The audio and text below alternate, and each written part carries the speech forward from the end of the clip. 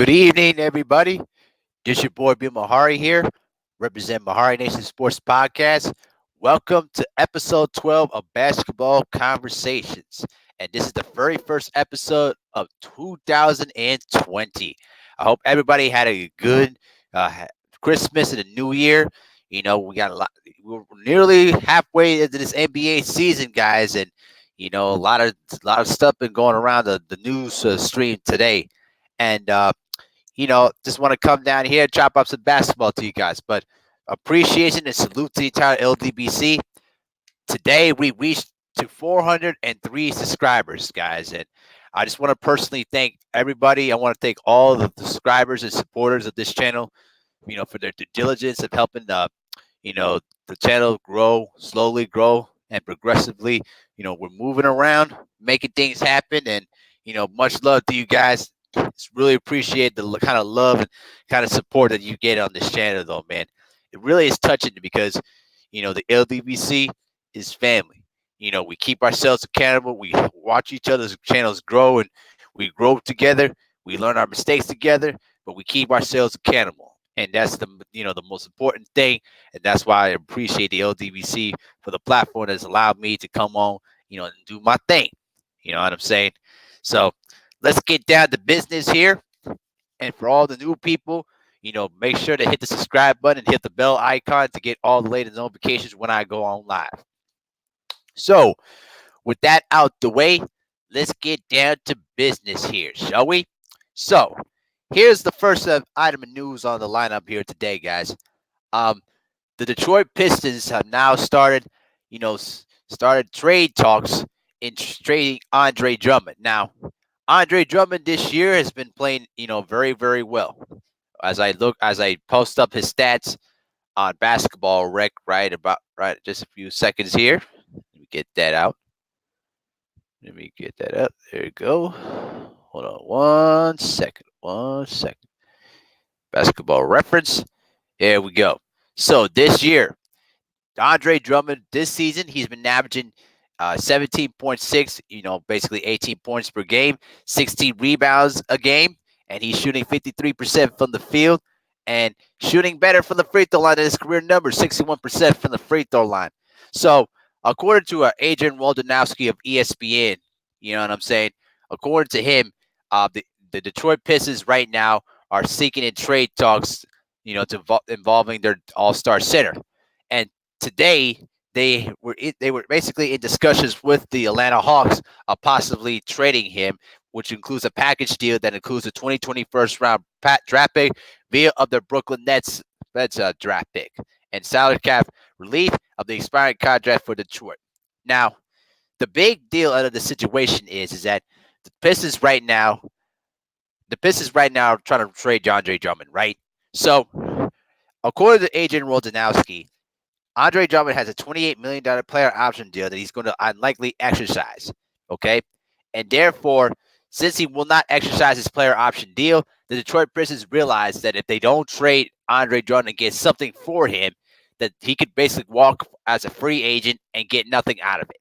So right now, the Detroit Pistons have been calling up the Atlanta Hawks, and then 30 minutes later, another report comes out that the Dallas Mavericks, Boston Celtics, and Toronto Raptors have also expressed interest. Now, here's my opinion about this whole situation. Andre Drummond would be an excellent addition for any of those teams. Now, I'm going to start with the Toronto Raptors. I don't think that the Toronto Raptors having Andre Drummond on the team is going to really essentially put them over the hump, but it does make them a better team. Even, because Pascal Siakam's been having a superb season for the Toronto Raptors. But I think that right now, having him and Andre Drummond wouldn't be enough. They still need more perimeter guard play. So I think that they're going to need some more help in terms of that end. They're going to need one more key piece in their backcourt to really get the Toronto Raptors over the hump. Now, if you're the Boston Celtics right now, you already have very good guard play with Kemba Walker, Jason Tatum, and with Marcus Smart right now. Now, if you could add a major piece like an Andre Drummond on your team, that guy that you could essentially, cause havoc in the paint, that's going to be a very huge piece for the Boston Celtics. And salute to the Celtics this year. They've been playing some very good basketball. But if they can add a guy like Andre Drummond on their team, this would really put them in serious contention for a championship. Because with him on the squad right now, the Milwaukee Bucks are going to be a bit more fearful of the Celtics because the Celtics right now have strong guard play, but they're a bit soft on the interior. So having Andre Drummond as your five would really cement the Celtics as a title contender and would really shake the confidence a bit of the Milwaukee Bucks. Because even though Giannis has been having this since the first season, he's been consistent. One of the main weaknesses they have is their inside game, particularly from their 4 and their 5 positions. So if they can at least if the Celtics can get Andre Drummond for that team, it would be a huge boost. Now for the Dallas Mavericks, it would be even a better trade for them because you already have 2 dominant scorers on your team. You have Luka Doncic who's been playing out of his mind this year. He's going to be an all-star. And then you have Kristaps Porzingis when he gets back. He's still a stretch 4, stretch 5. You could basically slot in there. He can stretch the floor, he can post, and he can pass. Okay? So if you add Andre Drummond with that front line, along with a multi-talented player and Luka Doncic on your team, can you imagine the kind of damage that the Dallas Mavericks could do? That would really be a huge addition and would really put the other Western Conference contending teams on notice. So keep an eye on that, and we'll see how this goes as the trade deadline heats up. Okay, so another piece of news that also came out yesterday too, during the L.A. Clippers victory against the Detroit Pistons. All-star guard Paul George left the game with tightness in his left hamstring. Now, Doc Rivers came out and with this report saying that his hamstring tightness is related to a back injury, due to a possible back injury he might have. Whatever the case is, he's probably going to sit out to tonight's game. He's probably sitting out tonight's game, and they're also missing Patrick Beverley out. That's also out there too. Patrick Beverley right now, as I check this out real quick just to make sure. So Patrick Beverley right now, he's going to be out of for tonight's game because due to an injury too. And now he's also going to miss Saturday's game too. So you're missing 2 key guards on your team right now. Now, as great as Kawhi Leonard's been playing this year, there's no question that Kawhi Leonard has been really playing magnificent basketball this year. But there's no underselling the point that having Paul George on his side really takes the pressure off of Kawhi Leonard because you had two players who could play both sides of the basketball, and when one of them is out, that's going to put more pressure on the other guy to come in there and succeed all of the load. So we're nearing towards the All-Star break right now, and I think what we're gonna have to watch for is how long these guys can stay healthy because with those 2 guys together, they will do major damage. And right now, they basically have the Lakers by the throat right now with their 2 big victories from opening night and on Christmas. Right now, the Clippers know they don't fear the Lakers right now. All right, they don't fear them because they know that the Lakers, they will have a good start, but then they'll put the foot off the gas pedal, and then they're gonna just be lackadaisical and not take the game seriously. That's what happened on opening night, and that's what happened on Christmas. Okay, and you better hope that the Lakers do not trade Kyle Kuzma. But I'm gonna get into that in a few minutes. Okay, now if the Clippers right now can get a guy another backup guard like a Darren Collison right now, who's now coming out of retirement, he could be another huge piece that they can bring in off their bench too. You could also try to see if you can get Jamal Crawford back because I know, listen, Jamal Crawford and also Darren Collison would be great additions for the Clippers or Lakers. 2 guys that you can insert into the bench. Okay, they can still shoot. They can run the break there. And Jamal Crawford, even at his advanced age, he dropped 51 points last season when he was with the Phoenix Suns. So the guy has proven that he can still score and he can still create his own shot. Okay, he would be a great addition for one of these 2 teams right now that essentially needs strong bench play. And trust me, the Clippers bench right now is far superior than the Lakers bench right now. Okay. Now, if you can add one of those two pieces there together on your team, on one of your teams, that would put you in very serious consideration for a title, for a possible title run. So let's keep an eye on that, and let's make sure that Paul George doesn't miss a lot of games there too, because as great as Paul George is, he's known to be injury prone. So we'll keep an eye on that. Now, another big piece of news that came out today, actually not today, but came out this week. Carmelo Anthony right now is in the top 10 in All-Star voting. And I am so happy for Carmelo Anthony. I really am, man. So according to an article from SB Nation, okay, right now, uh, Carmelo Anthony right now is basically, he ranks, where's it down there? There you go. Right now he's in 8th place in All-Star voting, okay? Because right now, Carmelo Anthony right now Right now, he ranks 8th, and he said he trails, Luka Doncic and James Harden and Steph, but ahead of Steph Curry too. I should say Damian Lillard there too as well. But this is really a great story for a lot of for the NBA right now, because just months ago, everybody was talking about, oh, how can this guy get a job in the NBA when he did absolutely nothing wrong. He only played 10 games last season against the Houston Rockets and got cut. But let's take a look at Carmelo. So I'm going to go and speak to you guys about Carmelo Anthony's stats here. Okay. So I'm going to go pull up his stats right now, because Carmelo Anthony, even though he's been on a bit of a slump lately, he's been putting in major work.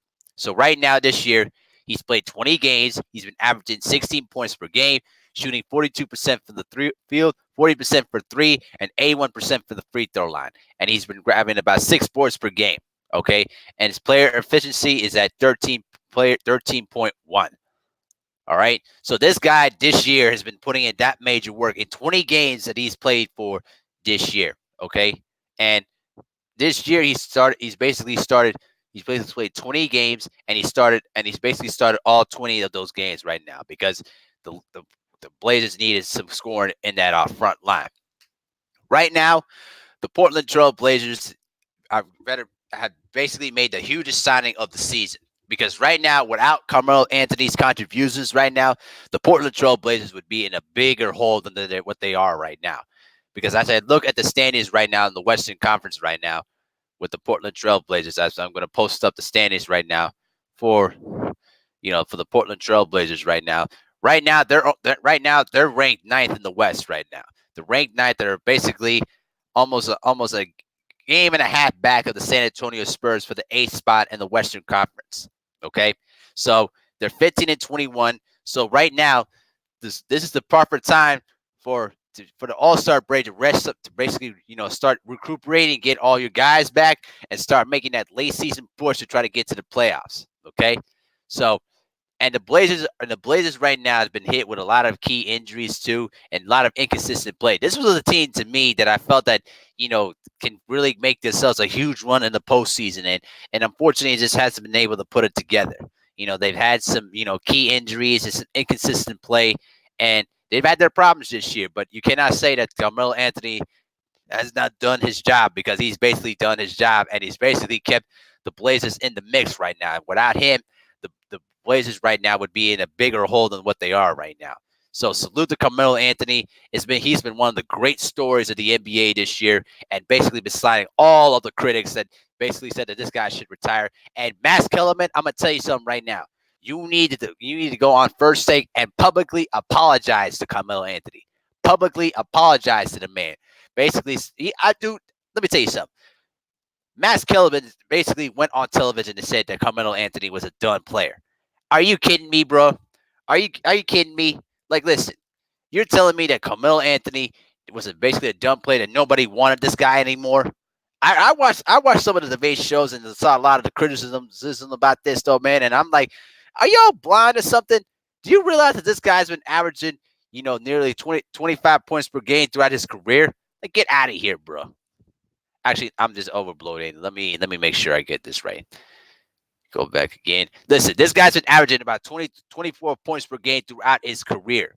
All right. He's had a stretch in his career where he averaged about 28 points per game, between 2014 to 2013 to 2015.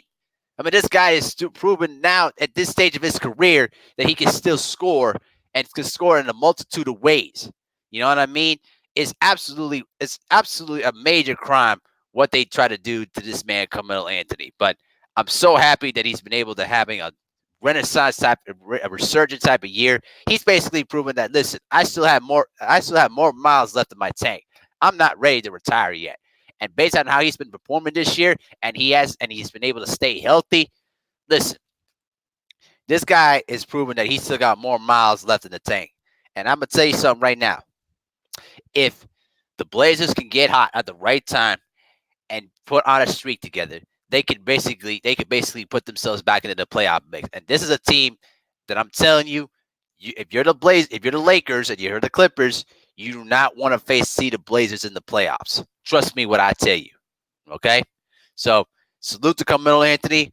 I'm really really happy that this has really been one of the great stories this year. And if he gets into the All Star game, I'm gonna be so happy. I'm gonna watch that All Star game and just see how he performed and basically stick it to everybody that really questioned him, even LeBron James, that he should have had on the Lakers team right now. All right, now with that story out the way, now we're gonna get into the next story in hand here, and this is one of the guys that I'm telling you that he was one of those guys that really that you had to keep an eye on, but he was basically out for a lot of years because of an injury, and that guy is Mr. Michael Porter Jr. of the Denver Nuggets. This guy, uh, this guy, I'm telling you, is almost in the same equivalence of the Zion Williamson situation. He missed a lot of time, due to injury, but now that he's back and healthy again, he's going to be a guy that you have to be careful of now, because if this guy can really get his legs together and gets more consistent minutes, he's going to be a major difference for the Denver Nuggets. Okay, now in his game against the Indiana Pacers yesterday, he scored 25 points. He was 11 of 12 from the field, and he was 2 of 3 from 3-point range. Basically, this was um, his career high of the season so far, and I expected to have more career highs as his career progresses. Okay, now I'm going to tell you the one thing that I really love about Michael Porter's game. He's basically multi-dimensional on offense. Okay, he's basically 6'10". He's basically 6'10" with a good wingspan. Okay, he can shoot the ball from outside. Okay, he can shoot the ball from outside. Okay, he can basically score inside. He has a good mid-range game, and he can use a step-back jumper to get some shot over his defenders. Okay, that's a big thing, especially in the NBA right now, because you need big guys that can stretch the floor and let you guys do what they do best: create and penetrate. Okay, and I'm gonna tell you this right now: if Michael Porter Jr. can stay healthy, if he can consistently stay healthy throughout the majority of his career, I'm telling you, you have to be aware of this guy in Denver. Okay, this guy is almost in the same equivalence as Zion Williamson. I think that Zion Williamson, when he's healthy, and he will be healthy. Trust me, Zion will be okay. If Zion Williamson and Michael Porter Jr. can stay healthy for the majority of their careers, I'm telling you, we're gonna be watching two mega superstars in their prime, going against each other, and it will be some major fireworks when that happens. You understand what I'm saying? I'm telling you, I was very impressed of how Michael Porter Jr. played. Like I said, if he can just continue to get more minutes on the floor, and if he can continue to progress and mature as a player, you know what I mean? Big things will come for the Denver Nuggets, and the Nuggets are already in the right direction right now. Let's see who we got in the chat right now. We got some people that just tuned in right now. Andre, what's going on, my man? How you doing? Derek McGee was good, guys. Make sure to get you guys equipped. All right, Derek McGee and Mr. Andre, you guys have officially have wrenches. So welcome to the channel and welcome to the moderator family, guys. Much love from you guys. So now I want to get into the next subject at hand here, guys. I want to get into the Andre Iguodala situation because it's been really one of the most craziest, not really crazy, but it's one of the most weirdest situations right now. Now, if you guys want to rewind back to during the offseason, when the Warriors were basically making some changes to their roster, one of the major changes they made was they traded uh, Andre Iguodala, who's one of the best wingmen, to the Memphis Grizzlies. Okay, now right now he's not played a single game for the Memphis Grizzlies right now because Andre Iguodala does not want to play for them.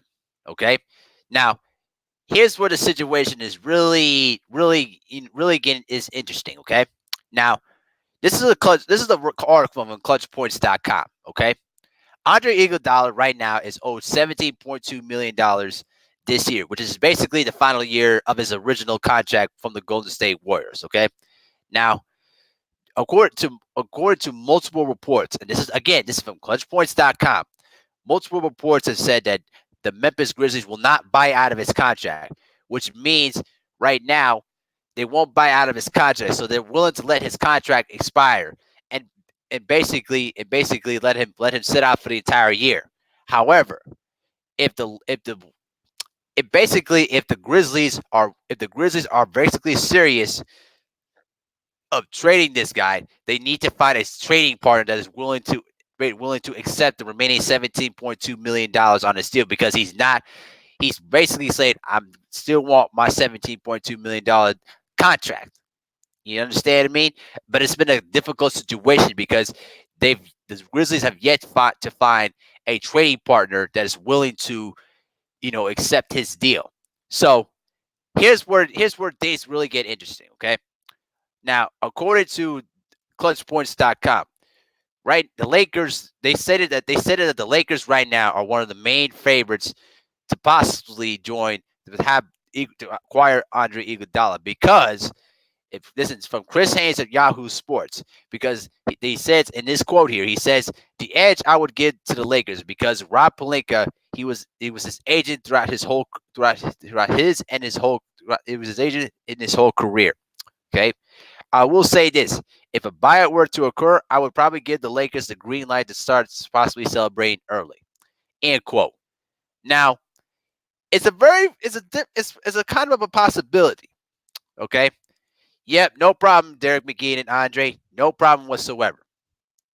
Just make sure they handle those wrenches with responsibility. That's all I ask for. I have zero tolerance for trolls. If anybody can have a different opinion, but if they start making trolling comments or anything stupid, block them on site. You know what I mean? I'm not like BFTB who can basically dance around with the trolls. If the trolls come around, block them on site. Now, let's get back. Let me get back into my groove of things here. Okay. Now, at this point right now, what the Clutch Point article also states that the Lakers right now they have to do whatever it takes to keep Iguodala away from the Clippers.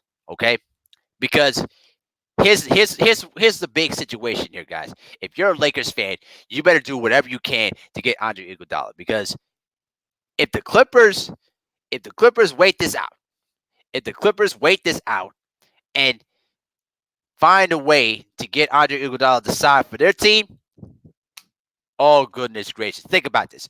You will have Patrick Beverly, Paul George, Andre Iguodala, Kawhi Leonard, four of the best defenders in the NBA on one team. I'm telling you, it would be a nightmare for the entire league. And LeBron behind the scenes would be so heated about this if the Clippers were able to acquire Iguodala. Okay, because right now, this year, of those two matchups with the Lakers this year, LeBron has not had his best games, and honestly, LeBron should be thinking about resting right now because he's still having issues with the groin.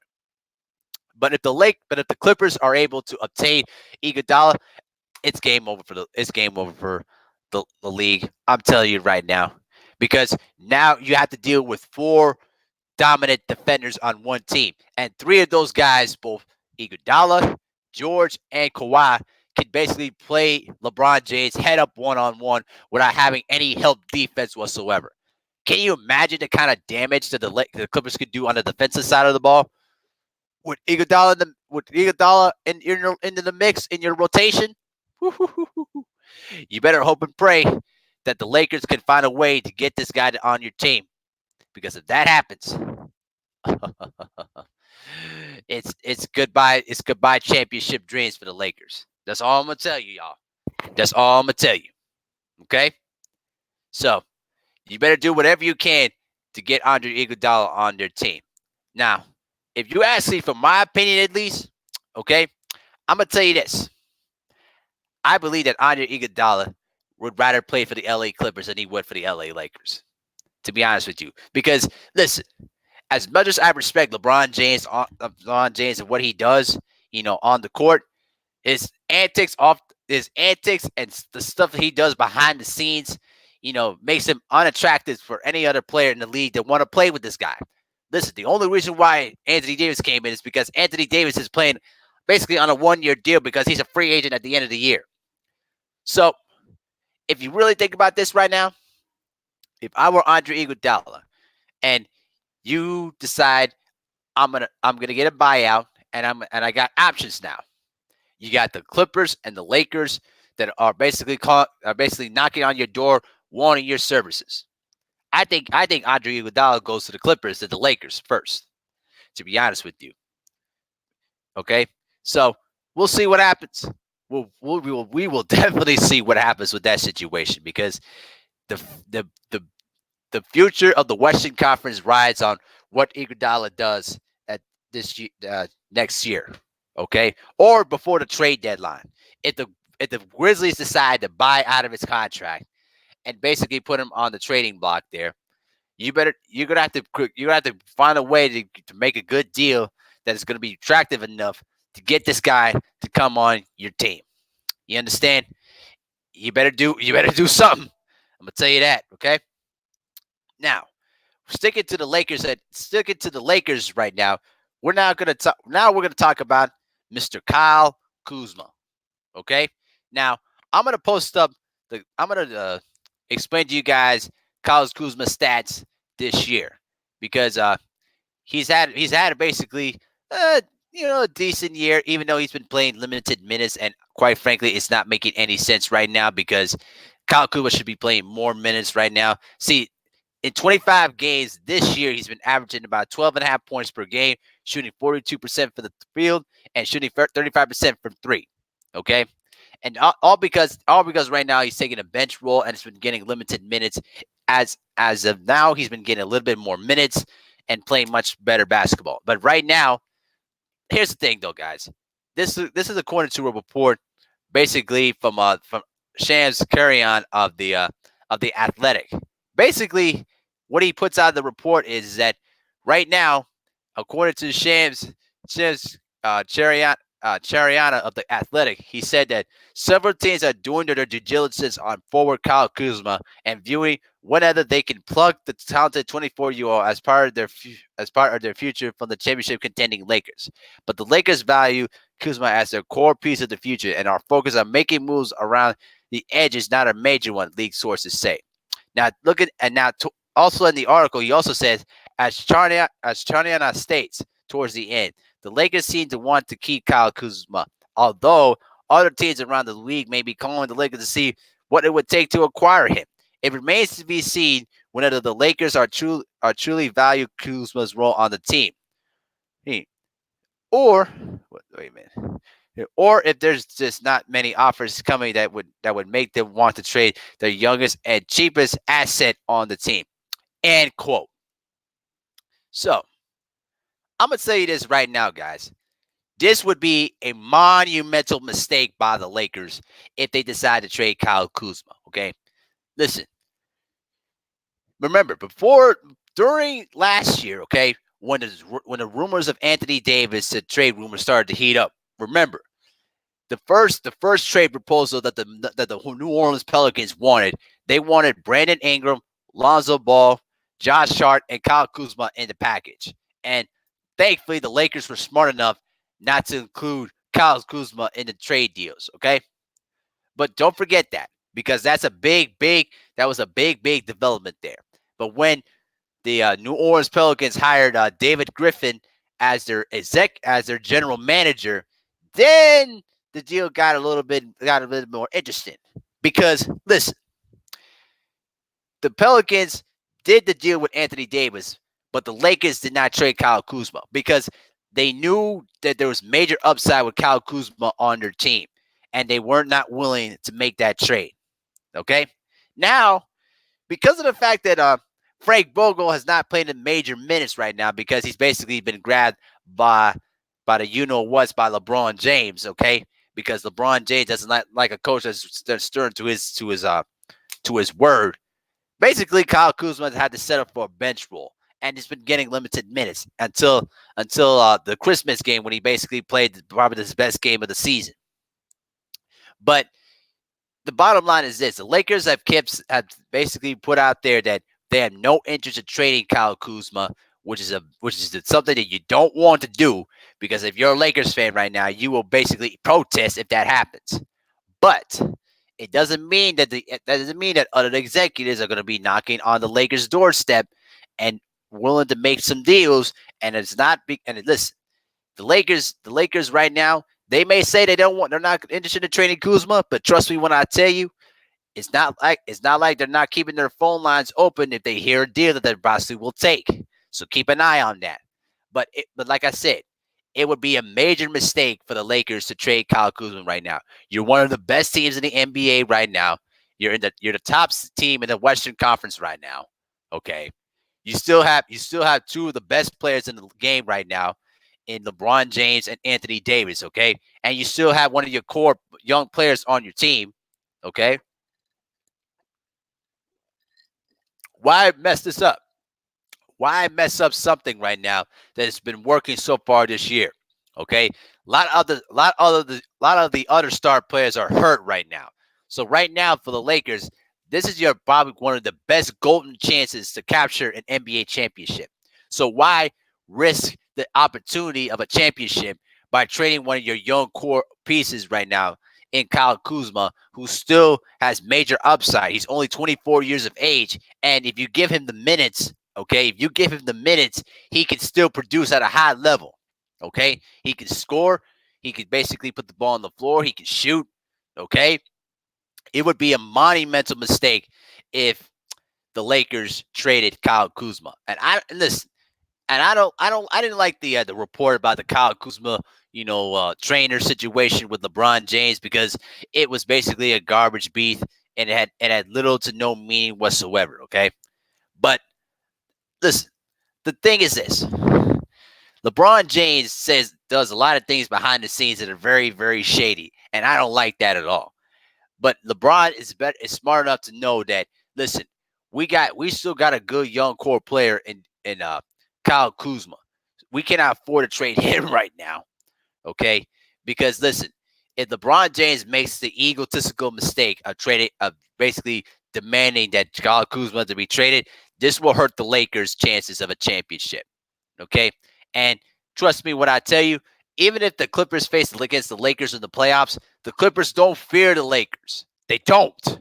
Based on how they've been able to perform, how they performed against each other in the regular season, the Clippers had the mental edge over the Lakers because the Clippers know that even when they're basically down behind, okay, they have a strong interior game and they have two of the best two-way players in the game right now, and they're strong defensively. Okay, they can throw more pieces at the Lakers right now than what the Lakers can throw at the Clippers. But the one guy you cannot mess around in basically putting out there in trade talks is Kyle Kuzma. You can't do that because if you do that, I'm telling you right now, it will be a monumental mistake, and it's something that they're going to regret, as the playoffs rolls along. Because you need a young upside player off your bench that's going to dispel a lot of the matchup that you're going to see in the playoffs. Real talk, guys. I'm not playing around. All right.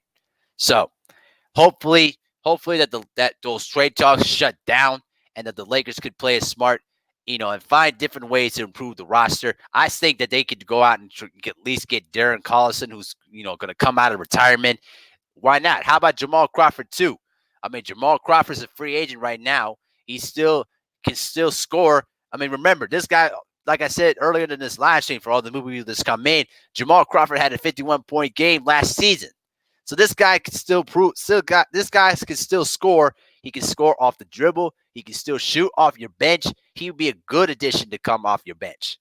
But the Lakers need to improve the bench. If they don't improve the bench, and if LeBron James can start stepping up in big moments, the Lakers can win the championship. But those are the big things you got to look for at the end, towards as the second half of the season progresses.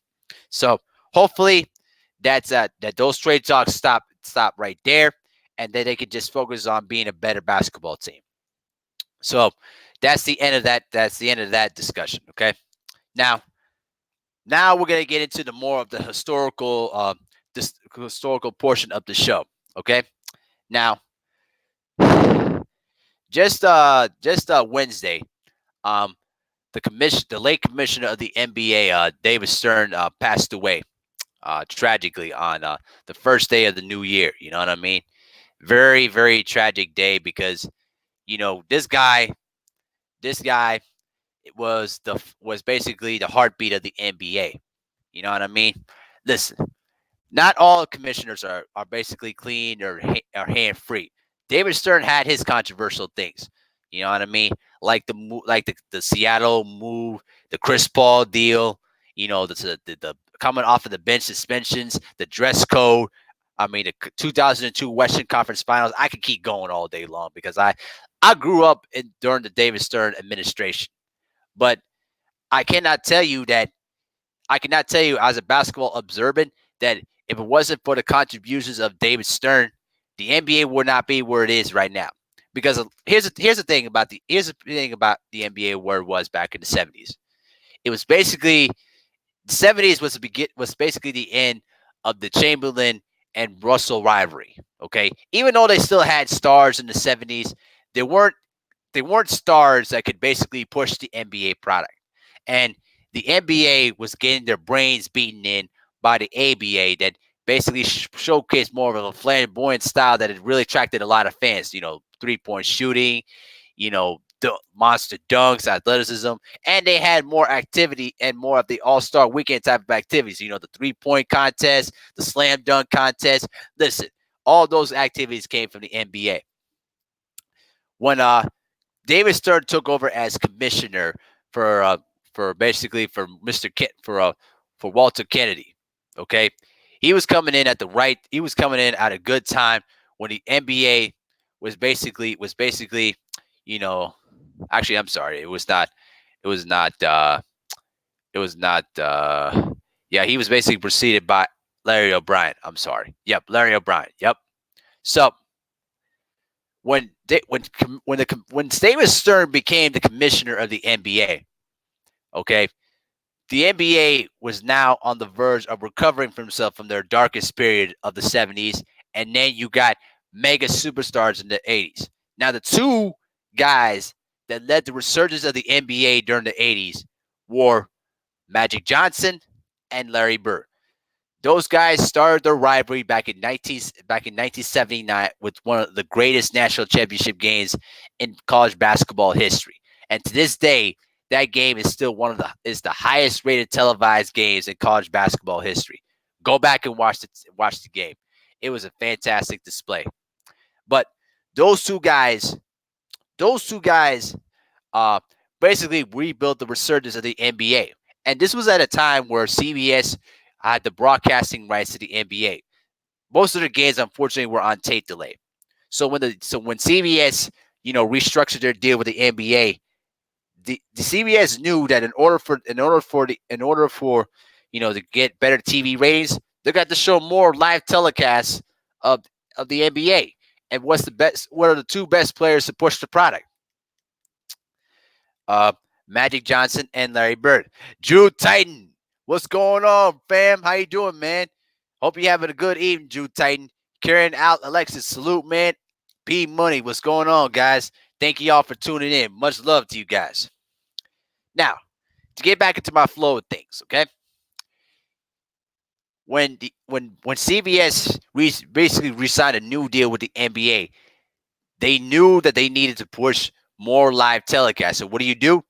Put broadcast more Magic Johnson and Larry Bird games in their weekly, game episodes. Okay, you saw more matchups that involved Larry Bird and Magic Johnson to really push the word, basically push the new brand of the NBA.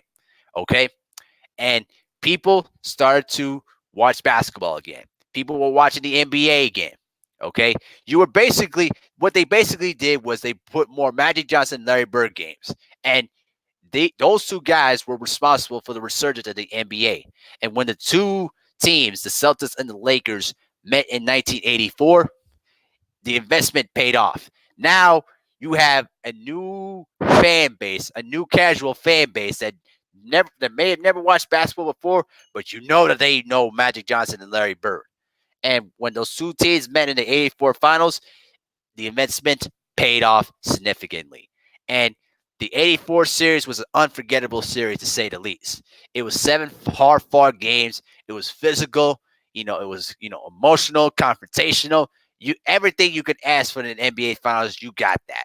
You had the two stars fighting each other. You had the Lakers and the Celtics, one of the all-time greatest rivalries in sports history.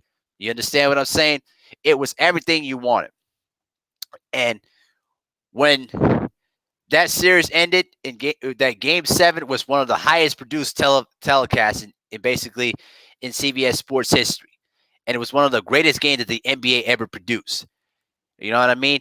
But also, you could also make the case that Magic Johnson, because of the experiences he went through in 84, the mistakes he made in game two when he dribbled out the clock, the critical turnovers in game four and the missed free throw in game four, and also the key turnovers in game seven made him a better player in the long run too. And then when Bird got his revenge at the 79 title game, those fans wanted to see a rematch of the same thing again. And then you got a rematch of 85 where basically the Lakers came in on a mission to try to avenge the loss, and they were the only team in NBA history to win a championship inside the Boston Garden, basically ending their long losing streak to the Celtics in the NBA Finals. Okay, and then 87, and then by that time, Magic Johnson was one of probably the most dominant player in the NBA during that time. But David Stern was the guy behind the scenes, working, pushing himself the agenda about these two players, and was basically Magic Johnson and Larry Bird on the forefront. Okay, and those two guys will be forever responsible for the resurgence of the NBA. All right, because those two guys put the NBA back on the map. And when the 1990s approached, it was Michael Jordan's turn. And this is where David Stern pushed the Michael Jordan brand to the international mainstream. And this is where the NBA became an international league. Because by that time in the 90s, you saw more international basketball players. You saw Drazen Petrovic, Vlade Divac, Arvydas Sabonis, Sajunas Marshalonis. Okay, who else is there? I said Sabonis. You also had Detlef Schrempf. I mean, you had George Muresan. Okay, these are names that I'm just naming off the rip, and then which led to the foundation of the future for Dirk Nowitzki, Steve Nash. Okay, Manu Ginobili, Tony Parker, all these great international players right now, including Yao Ming too, Dikembe Mutombo, Akeem Olajuwon. I mean, you name it, man. You name it. The David Stern right there recognize that the players were the guys that you had to push at the forefront, not just the league itself. And he basically said this is our league, not my league, not the players' league. This is our league. Now he did have to deal with a lot of the BS of the lockouts that basically were initiated by the owners themselves and by super agent David Falk. But the one thing that David Stern always preached on the most was integrity for the players and integrity for the league. And through everything else that he's done throughout his career, David Stern set the bar of excellence, for every single player to abide to when they came into the NBA. And there's no question about it that David Stern was solely responsible for helping the league become much more of a mainstream league. He was basically a guy that encouraged players to use their platforms and encouraged players to show personality, even though if it's controversial or so, to basically encourage them to use their personality to really get fans to, to relate, to get the fans relating to the players. And it was a very, very smart business investment. Don Dada, what's going on, my man? How you doing, family? Good to see you, my friend. So yeah, David Stern, through all of his controversial things that he has done as commissioner. I mean, you guys can research it for yourself, but this guy was the kind of commissioner you would want in sports, not what they have in the NFL, Major League Baseball, or even the NHL for that matter. Because right now, what's happening to the NFL is absolutely ridiculous. The NFL should be bigger than what it is right now. Even though they still make a lot of money because of their TV deals, it's not widely known that football is a popular sport around the world. Same thing for baseball too, because both those leagues, disencourage their players to have some personality to themselves. Well, the NBA it's the opposite, and right now, the NBA is probably the most popular league in the NBA right now, and is of uh off of the back of the contributions of the work that David Stern did throughout his tenure as commissioner. So I just wanted to personally say on this platform here, I wanted to personally thank the commissioner of the NBA, David Stern, for everything that he has done, and this week for the remainder of the season, um, players and referees are going to wear black bands on their uniforms, almost similar to the black bands on the uniforms to what some of the teams did for Wilt Chamberlain when he died in 1999. But they're gonna do that to try to honor the memory of David Stern, because without his contributions, the NBA wouldn't be where it is right now. And you know, a lot of the kids would not know what the NBA is currently right now if it wasn't for all those star players. But really, it was the commissioner who pushed the stars to the forefront that basically made the league to what it is today. And so I just wanted to say from this platform here and through representative to the LDBC, I thank the commissioner, David Stern, for all the work he's did. You know what I'm saying? And, rest in peace to his family, you know, as I know they're going to do a tough time with this ordeal right now. And for all the players that known this man personally, thoughts and prayers to go out to the Stern and his family, and represent to all the fans of the NBA. Thank you, David Stern, and thankfully rest in peace. As the NBA is going to be in great hands for decades to come, and hopefully that Commissioner Adam Silver can continue to push on what David Stern enlisted when he was commissioner of the NBA. You know what I mean? And I hope that the NBA can get a team back in Seattle and hopefully recorrect that mistake that what happened with the Sonics back in 2008, because there was no reason for the Sonics to leave Seattle for Oklahoma City. No reason for that.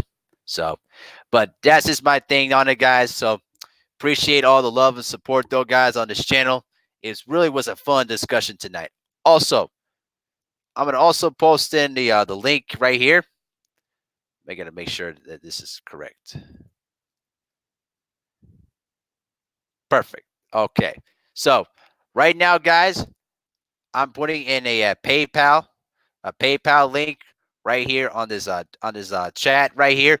You can donate any amount that is equivalent to the value of this channel as we continue to push along, to greater and better things on this channel. You understand what I'm saying? And also today, for those of y'all that just checking in, we also made over 400 subscribers. Right now, the subscriber total right now on this channel is 404 subscribers. So I wanted to thank all the people right now, you know what I mean, for their support, for the love of this channel though, guys. It's been fun and amazing. Don Dada says passing the torches unlike boxing today. Agreed, man. Definitely agreed. You know, that's the thing that a lot of these sports need to reflect on the NBA, because David Stern was never perfect. He was never perfect, and he had a lot of his own controversial moments, no doubt about it. But he was the kind of guy that never wanted the spotlight on himself per se. He was the kind of guy that allowed the players to have the spotlight because he knew that the players themselves were the ones carrying the torch of the league, not the owners, not the commissioner. And that's where a lot of the other leagues can take a little notes on what Commissioner Stern did. I can tell you this right now. If David Stern was running the NFL right now, the NFL would be in better hands right now than how Roger Goodell's basically run that thing. You know what I'm saying? Wah wah, wah wah. What's going on, man? Welcome to the channel, my friend. You know what I'm saying?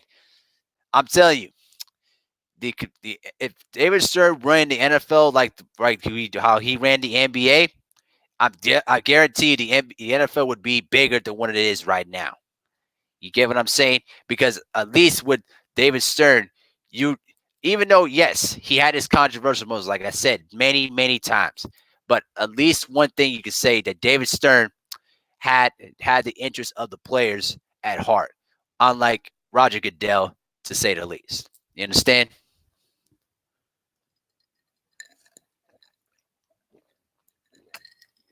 But it's been a very fun live stream tonight, though. I'm very happy of how this turned out tonight, and hopefully, guys, that you can spread the word and spread the message on this channel, though, too. Like I said, I have also a PayPal link right here on the description box underneath this video here. You can donate any amount, anything that you want on this PayPal link to contribute to the value of this channel here, guys. But much love to you guys. I really enjoyed all talking basketball with you guys, all the support and love on here. It's not always easy, you know, doing a channel like this as well, considering that you have all the other LDBC, channels doing their all different things there. And I always want to, provide you guys different kind of content there too. I just want to be my own original self there too, but always keeping the same principles that made the LDBC what it is, and not to try to, change anything. So I appreciate all the love and support, though, guys. But I'm going to go ahead and shut it down for the evening, though, guys.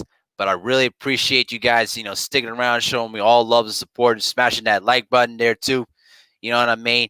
It's really been a fun discussion there. I will be back next week for another episode of Basketball Conversation. We're now two, and ironically, we're only 2 months away from March Madness here. So we're going to get into college basketball and talking about some of the favorites that could possibly win the national championship there too.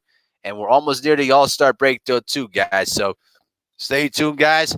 Appreciate all the love and support though, guys. Make sure to smash the like button on the way out here too, guys. So this is Bill Mehari, represent MehariNation Sports Podcast with another great episode of Basketball Conversations, the first episode of 2020.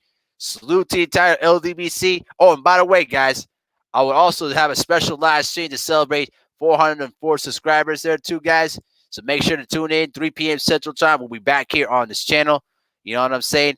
To show my love and admiration and support for this channel, though, guys, because you guys have been very supportive of me, and I really appreciate all the love and support that has been very, very much possible. You understand? So this is Abil Mehari, represent MehariNation Sports Podcast. Salute to the entire LDBC and the greater basketball community, and have you guys yourselves a great night. Take care, guys.